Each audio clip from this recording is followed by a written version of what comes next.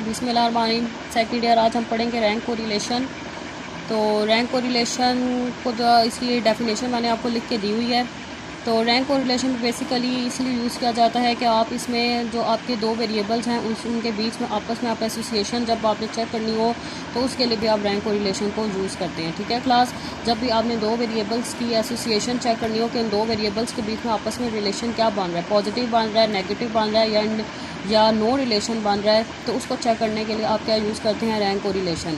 तो rank correlation को आप आर एस से रिप्रेजेंट करते हैं। ठीक है क्लास, रैंक कोरिलेशन को आप आर एस से रिप्रेजेंट करते हैं और ये रैंक कोरिलेशन का आपका फार्मूला है R S is equal to 1 minus 6 mission D square divided by N और एन स्क्वायर माइनस 1। डी आपका डिफरेंस होता है जो आपकी दो वेरिएबल्स आपको दी होंगी। ठीक है, फर्स्ट वेरिएबल और सेकंड वेरिएबल। ठीक है, तो जो दो वेरिएबल्स का जो आपका डिफरेंस रैंक का डिफरेंस होगा, ठीक है, रैंक का जो डिफरेंस होगा वो आपका क्या होगा, डी।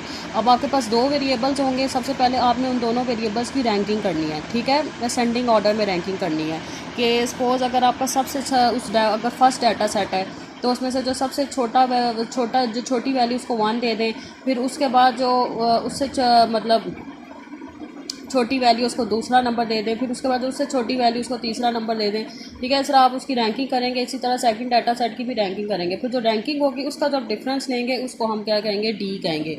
और एन क्या होगा, एन आपके नंबर ऑफ ऑब्जर्वेशन होंगे। ठीक है, जो आप उसमें जो टोटल आपके नंबर्स होंगे दो, वो आपका क्या होगा, एन होगा। अब जो आर एस की रेंज होती है वो -1 से +1 तक जाती है। ठीक है, आर एस की रेंज क्या होती है, -1 से +1। ना आपका आर एस -1 से पीछे जाता है, ना आपका आर एस +1 से आगे जाता है। हमेशा आपका आर एस -1 और +1 के बीच में ही लाई करता है। अगर आपका आर एस +1 में आ जाता है तो आप कहते हैं कि आपका परफेक्ट पॉजिटिव कोरिलेशन है।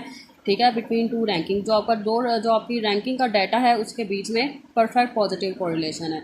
अगर आपका आर एस -1 आ जाता है तो उसका क्या मतलब है, perfect negative correlation between two ranking. अगर आपका आर एस 0 आ जाता है तो इसका मतलब है no correlation between two ranking. ठीक है क्लास, +1 आ जाए तो परफेक्ट पॉजिटिव कोरिलेशन होता है, -1 आ जाए तो परफेक्ट नेगेटिव कोरिलेशन होता है, अगर 0 आ जाए तो नो कोरिलेशन होता है। सपोज अगर आपका एस प्लस में आता है लेकिन 0 पॉइंट में कुछ आता है तो उसका भी मतलब वही होता है कि पॉजिटिव कोरिलेशन है। अगर आपका आंसर -0 पॉइंट में कुछ आता है तो तब भी आपका क्या होता है, इसका यही मतलब है कि नेगेटिव कोरिलेशन। लेकिन अगर आपका एग्जैक्ट 0 आ जाता है तो इसका क्या मतलब है कि नो कोरिलेशन है, मतलब दोनों वेरिएबल्स के बीच में कोई रिलेशन नहीं है। ठीक है क्लास, ये आपको क्लियर हुआ।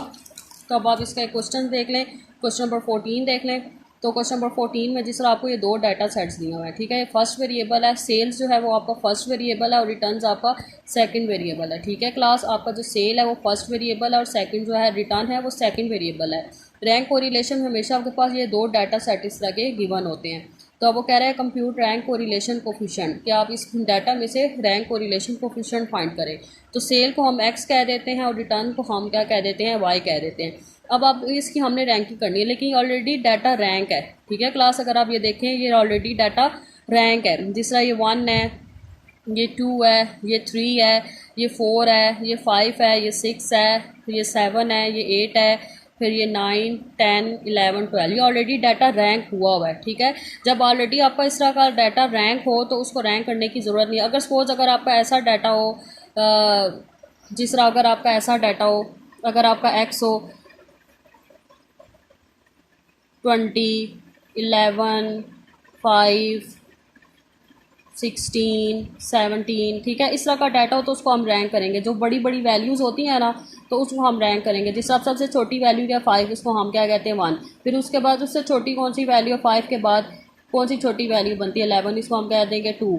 इसी तरह उसके बाद कौन सी छोटी वैल्यू बनती है 16, इसको हम कह देंगे 3। फिर उसके बाद कौन सी छोटी वैल्यू बनती है उसको हम क्या देंगे 4, और उसके बाद 5। और ठीक है, ये अब आपका डाटा ये अब क्या हो गया, ये आपने डाटा रैंक कर लिया। ठीक है क्लास, अब जैसा 1, 2, 3, 4, 5, ठीक है, जो बड़ी बड़ी वैल्यूज़ होती हैं ना उनको हम रैंक करते हैं। ठीक है, लेकिन जो ये वाला डाटा है ये ऑलरेडी रैंक डाटा है। जैसा 1, 2, 3 जिस तरह भी मैंने रैंक किया, ये ऑलरेडी रैंकिंग इसकी हुई है, एक्स की भी और वाई की भी। तो अगर आपका ऐसा 1, 2, 3 की फॉर्म में अगर आपके पास डाटा हो तो वो समझ है रैंक है। लेकिन जो बड़ी बड़ी वैल्यूज़ हों तो उसको आप सबसे पहले रैंक करेंगे, फिर उसके बाद उसको सॉल्व करेंगे। ठीक है क्लास, अगर 1, 2, 3 की फॉर्म में डाटा है तो वो रैंक डाटा होता है। अब वाई भी जो है ये भी आपका रैंक डाटा है। जिस तरह ये 1, 2, 3, 4, 5, 6, 7, 8, 9, 10, 11, 12, ठीक है। ये भी आपका क्या है, रैंक डाटा है। ठीक है क्लास, अगर आपके पास 1 2 3 की फॉर्म में अगर आपके पास क्वेश्चन डाटा है तो वो रैंक होता है। लेकिन अगर आपके पास, जिस तरह भी मैंने आपको जिस तरह एग्जांपल बताई जिसमें इस तरह की बड़ी बड़ी वैल्यूज़ हों, तो उसको सबसे पहले आप रैंक करेंगे इस तरह, फिर उसके बाद उसको सॉल्व करेंगे। लेकिन ये ऑलरेडी क्या है, रैंक डाटा है। तो अभी आपका जो रैंक डाटा है इसका आप डी निकालें। ठीक है, D is equal to X minus Y होता है। ठीक है क्लास, डी क्या होता है, एक्स माइनस वाई। तो अब बारी बारी इन दोनों के आपस में डिफरेंस लेते जाएं, जैसे 8 माइनस 6 2, 3 माइनस 1 2, 10 माइनस 10 0। ठीक है, सब डी निकालते जाएं, फिर उसका डी का स्केयर लें। ठीक है, फिर एंड पे डी का स्केयर का आप सम ले लें, तो डी के स्केयर का सम आपका क्या है, 62, और एन इसमें कितना है, 12 है। अभी आपका आर एस का फार्मूला है 1 minus 6 mission D square divided by N square minus 1। तो 1 माइनस 6 डी स्केयर क्या है, डी स्केयर का सम क्या है आपका 62 डिवाइडेड बाई एन आपका क्या है 12, और एन स्केयर क्या होगा, मतलब 12 का स्केयर क्या होगा 144 और माइनस 1। तो अब आप इस पूरी टर्म को सॉल्व करें तो आपका आंसर क्या आएगा 0.22। तो 1 माइनस 0.22 क्या आ जाएगा 0.78।